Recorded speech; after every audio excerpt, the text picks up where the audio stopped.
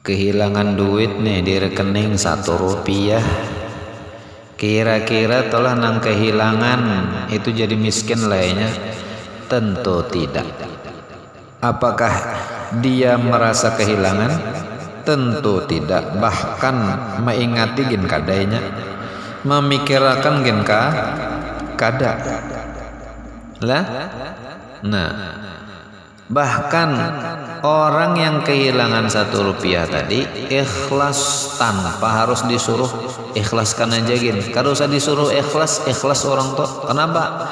Karena cuma 1 rupiah. Kenapa maka jadi ikhlas? Karena 1 rupiah itu kada dianggap sesuatu yang bernilai tinggi atau sesuatu yang besar. Nah, jadi terkadang keikhlasan atau pembahasan tentang ikhlas itu akan berbeda. Seperti kita bekerja lalu kada dibayar orang, tentu kita akan kecewa dan kita kada ikhlas. Kenapa? Karena kita mengalami kerugian tenaga dan waktu dan pikiran dan banyak lagi yang lainnya. Hasil kerja kita dinikmati orang lain. Jadi ada untung dan rugi, disitulah yang membuat ketidakikhlasan. Ketika kita mendapat kerugian dan orang lain mendapat keuntungan, disitulah kita tidak ikhlas. Nah, ketika dua-duanya mendapat keuntungan, kita bekerja dibayar, lalu hasil kerja kita dinikmati orang lain, maka kita akan menjadi ikhlas.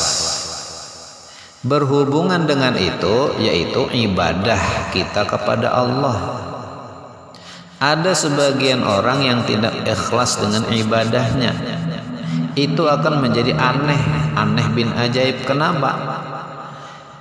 Yang menyebabkan keikhlasan apa?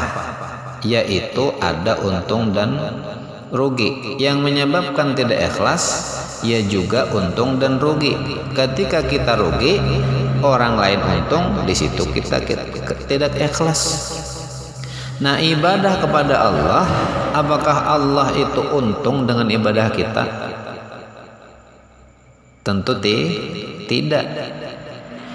Ibaratnya kita sembahyang, orang lain tuh dapat untung lah dari sembahyang kita? Kada juga. Kita membaca Quran, orang lain dapat untung lah dari bacaan Quran kita? Kada juga. Jadi kalau dilihat dari keuntungan dan kerugian untuk kehidupan sesama manusia, ibadah kita tidak menguntungkan orang lain. Artinya apa? Tidak bernilai bagi orang lain. Tapi dengan kemuliaannya, dengan kemurahannya, Allah Subhanahu wa ta'ala memberikan nilai yang tinggi terhadap ibadah kita. Lalu siapa yang diuntungkan? Tentu kita, si pengerja ibadah. Yang diibadahi yaitu Allah Subhanahu wa ta'ala, apakah mendapat keuntungan?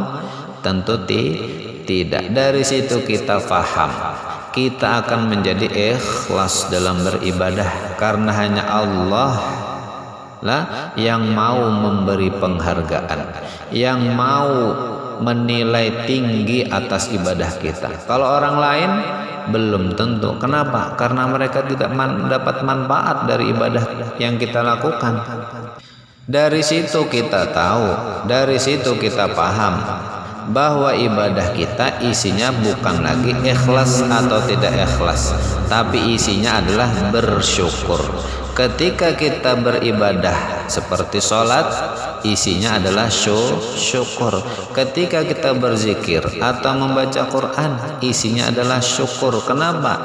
Syukur ibadah kita diberi nilai, diberi penghargaan, diberi pahala oleh Allah Subhanahu wa ta'ala. Selain Allah tidak ada yang memberikan pahala atau balasan. Ini adalah salah satu cara agar kita faham dan menjadi ikhlas dalam beribadah. dan bahkan menjadi bersyukur ketika kita bisa melakukan ibadah kepada Allah Subhanahu wa taala.